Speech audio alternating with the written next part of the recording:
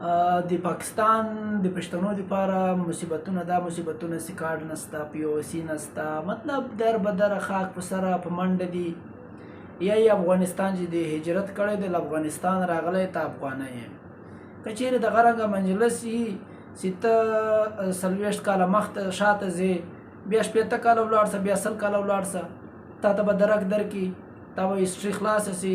نوي نوي نومونه به راسي په هغو نومو کې به یو داتا گنج بخش حجویري نوم هم راسي د هغه بندوبست هم وکوه هغه هم افغانستان ته ترتیب جوړ کړي افغانستان ته ولې د افغانستان چې خطا په خپله تختۍ باندې لیکلی داسې له افغانستان راغلی ټول له افغانستان راغلي خلک یو افغان یو تاریخ شاته اوسې دلته ډیر خلک افغان دي دلته ډیر خلک انډین دي دلته ډیر خلک له باره راغلي دي له هغو سره به څه ترتیب کول پکاري زه دا یم دما خپل رای دا ده چې یو کال 2 کاله پریشانیانې جوړول تاسې جوړیږي له ادارو له طرفه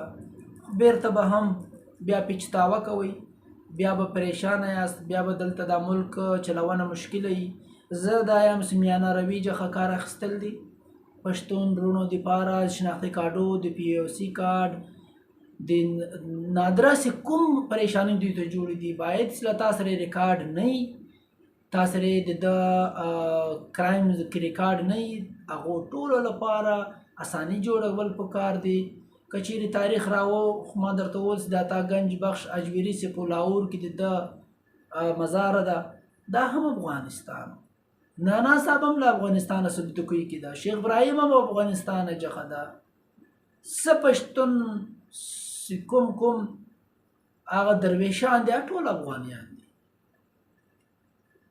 نو پښتون خو ټوله د کار خلک دي ته هغه مزاري قبلوي